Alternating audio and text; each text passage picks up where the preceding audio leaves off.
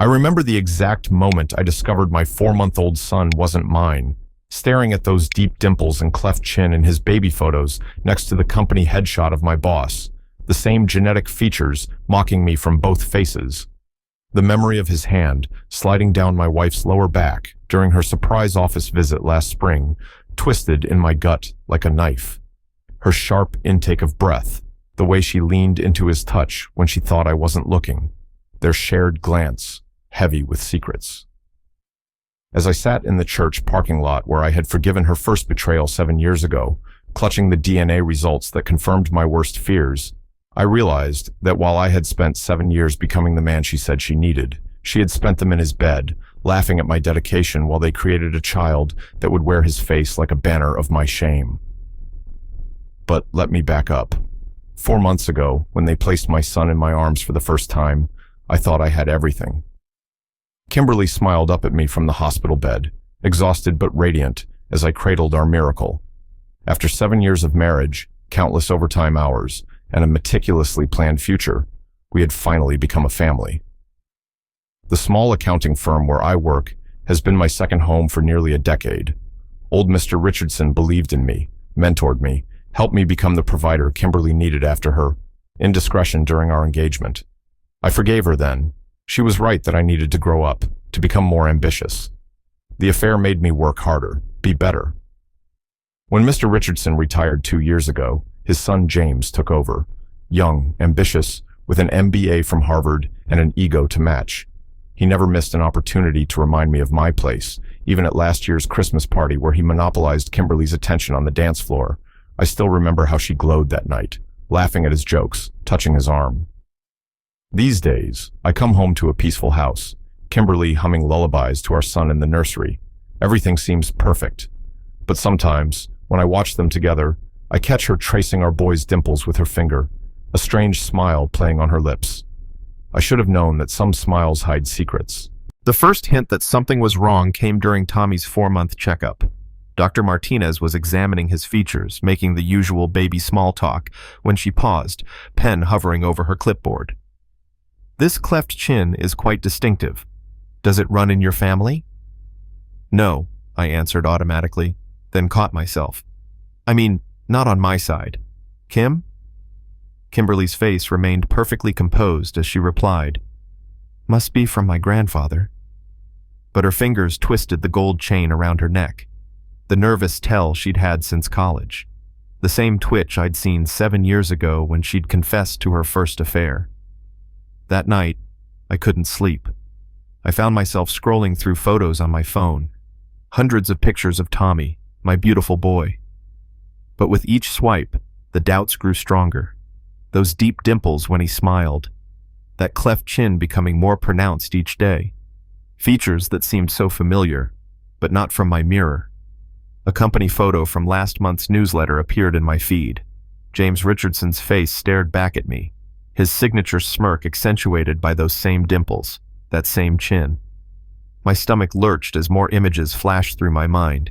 His hand on Kimberly's back at the office, their laughter at the Christmas party, the way she'd insisted on bringing Tommy to work to show him off to everyone. "Coming to bed?" Kimberly's voice startled me. She stood in the doorway, wearing the silk nightgown I'd bought her for our anniversary. "You're working too hard again, honey. You know you don't have to prove anything anymore." The same words she'd used after her first affair, the same gentle tone, meant to soothe, now dripping with what felt like mockery. "Just finishing up some emails," I lied, closing the photo app. "Go ahead without me." As she walked away, I opened my laptop and began to search for home DNA testing kits, my hands trembling over the keyboard. Some questions once asked can never be unasked. But sometimes the most devastating answers are the ones we already know in our hearts. The DNA test kit arrived in a plain brown envelope hidden among credit card offers and grocery store flyers. I tucked it into my briefcase before Kimberly could see it, the weight of it burning against my thigh during my morning commute. At work, I couldn't focus. Every time James walked past my office, I found myself studying his features with an accountant's precision. The way his dimples appeared when he smirked at the interns. The distinctive angle of his chin when he looked down at someone, at me, with that Harvard-educated contempt. "Hey," I need the Morrison audit by Friday, he said, leaning against my doorframe. And Kim mentioned she might stop by with the baby later. Always brightens up the office, doesn't she? The casual way he said her name made my jaw clench. I nodded, pretending to focus on my screen while opening my email archive. Hours blurred as I dug through years of correspondence, looking for patterns. Deleted calendar events, missing meetings, late nights at the office that never quite added up. My mouse hovered over a folder labeled Christmas Party 2024. The photos still hurt. Kimberly in that red dress, James's hand on her waist as they danced. But now I noticed details I'd missed before. The way they moved together, too familiar. Their shared glances when they thought no one was watching. A lipstick stain on his collar that matched her shade. That evening, I watched Kimberly feed Tommy his bottle. "He's such a good baby," she cooed. "So calm, just like you." The slip was tiny, but it thundered in my ears. Later I found her phone left carelessly on the kitchen counter. The message preview from James caught my eye. "Delete this after reading. Miss you both."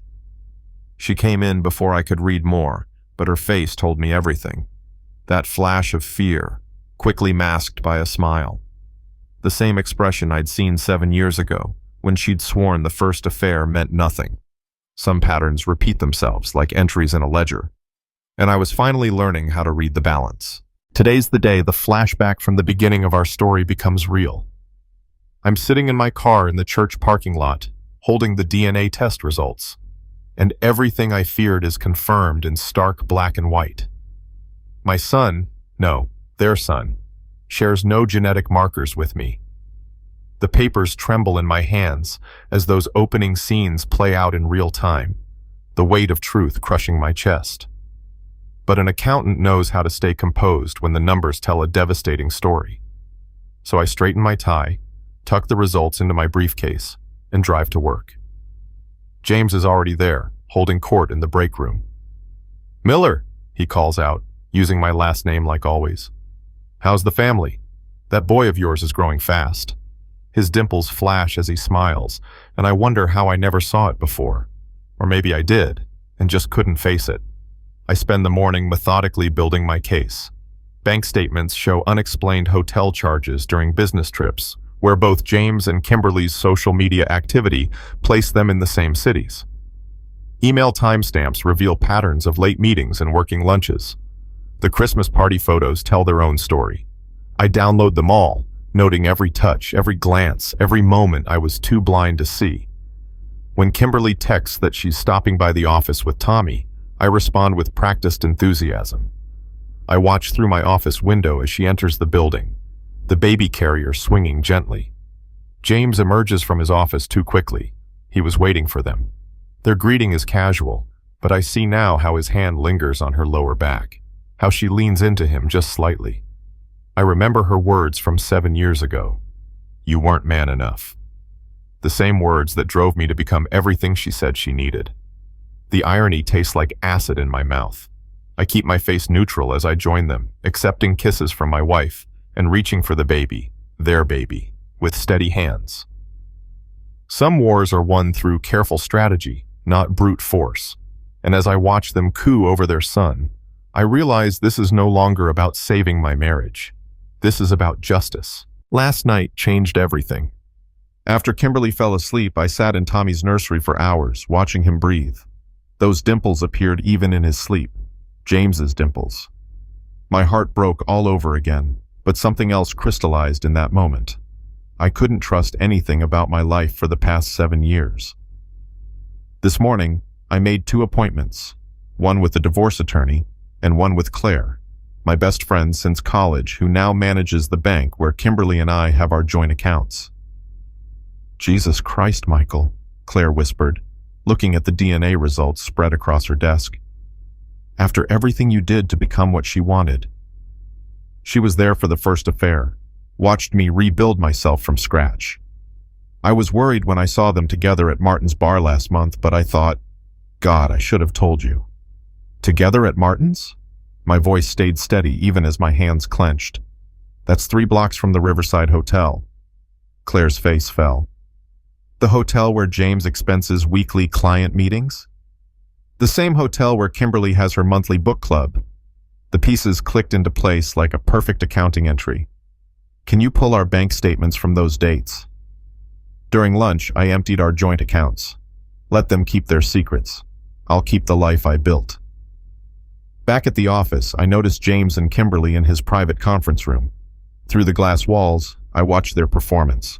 A professional meeting between CEO and employee's wife about a charity event. But now I see the truth in every gesture. Her hand brushing his as she points to something on his screen, his body angled toward hers like a flower to the sun. My phone buzzes with a text from old Mr. Richardson. After my cryptic message this morning, he wants to meet tomorrow. His son may have inherited the company, but the board still values the father's opinion. And Mr. Richardson always said I was the son he wished he'd had. My phone buzzes again. Kimberly.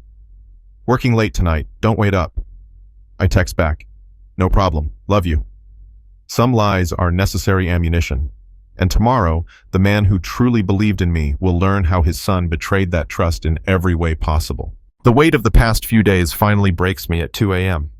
I'm sitting in my home office, surrounded by evidence of a life I thought was mine. Our wedding photo, Tommy's ultrasound, the world's best dad mug Kimberly gave me on Father's Day. My hands shake as I lift the mug, the ceramic cold against my palm. The urge to smash it, to finally let out this scream building in my chest, is overwhelming. Instead, I set it down with painful control.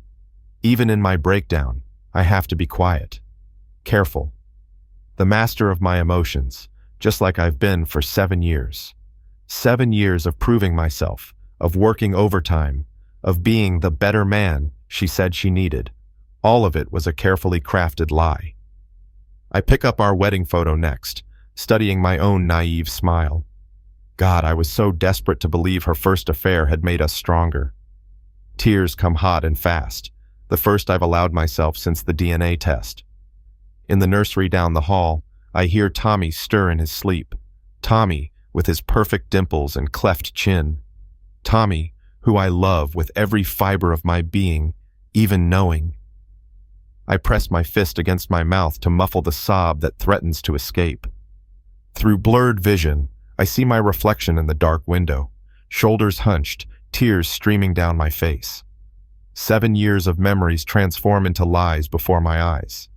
My phone lights up, a text from James. Need you to come in early tomorrow. Numbers don't look right on the Peterson account. I stare at his message, at his profile picture with those damn dimples, and something shifts inside me.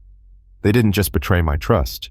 They reveled in it, made me thank them for their cruelty, raised their child in front of me like a trophy of my inadequacy.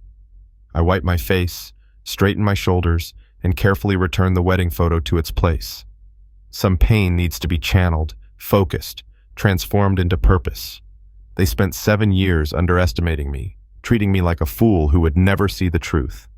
Tomorrow they'll learn exactly who I've become. Mr. Richardson's weathered face grows grave as I lay out the evidence on his mahogany desk. My God, Michael, he whispers, running a hand through his silver hair. I gave that boy everything. The company, my trust, my legacy.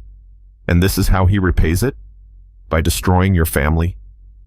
Not just my family, sir, I reply, my voice steady. Your family's reputation, too. He nods slowly, decades of business acumen sharpening his gaze. Do they know you're here? No. James thinks I'm running late because of traffic. Kimberly thinks I'm at a client meeting. Good. He reaches for his phone. It's time for an emergency board meeting. Some things need to be handled in person. 2 hours later, I sit in the conference room, watching James swagger in. His smirk falters when he sees his father at the head of the table, my evidence spread out before him. The DNA results, the hotel receipts, Claire's signed statement about their meetings at Martin's bar. Dad, what's this about? His dimples disappear as he takes in the grim faces around him. Sit down, James. Mr. Richardson's voice carries the weight of judgment. Michael has something to share with the board. I stand, straightening my tie. Actually, Kimberly should be here too. I invited her to discuss the company's annual charity gala. On cue, my wife walks in, her confident smile crumbling as she sees the scene before her. Have a seat, Kim, I say softly. Right next to your son's father. The color drains from both their faces. 7 years of lies collapse in 7 seconds of silence. You see, I continue, my calm voice filling the room. I've learned a lot about family from both of you. About trust. About legacy. I meet Mr. Richardson's eyes. And about what happens when you mistake someone's kindness for weakness. James lunges to his feet, but his father's voice stops him cold. Sit. Down. Sometimes the most devastating move in chess isn't the one that takes the queen. It's the one that makes your opponent realize they've already lost. You're fired. Mr. Richardson's words slice through the conference room, both from this company and from my will. James's face contorts, those infamous dimples disappearing into a snarl. You can't do this. I own controlling shares. Actually, I interject, sliding another document forward. Your father retained special voting rights in cases of moral turpitude. It's on page 427 of the company bylaws. You know, the ones you never bothered to read. Kimberly stands, her composure cracking. Michael, please. We can talk about this privately. Like you talked about it 7 years ago? My voice remains steady. When you convinced me that your affair was my fault? That I needed to be man enough for you? I turn to the board members. I apologize for the personal nature of this meeting, but it was necessary to demonstrate the complete lack of ethical judgment. You sanctimonious bastard! James explodes, shoving back from the table. You want to talk about ethics? You were so desperate to keep her, so pathetically grateful for any scrap of attention. That's enough! Mr. Richardson's fist crashes down. Security will escort you out, son. And Kim? His eyes are ice. I suggest you leave too. Your charity gala services will no longer be needed. I watch them walk out, James's arm around Kimberly's waist. No need to hide anymore. But their victory stance falters when they see Claire waiting in the lobby, holding papers from the bank. The accounts? I call out. All transferred this morning, she answers. Just like you asked. Sometimes Karma needs a little help with her accounting. Behind me, Mr. Richardson clears his throat. The CFO position is yours, if you want it, Michael. Though I understand if you need some time.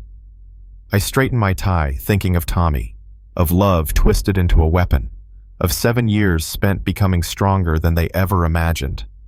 No time needed, sir. I believe we have work to do. The nursery still smells like baby powder and broken dreams.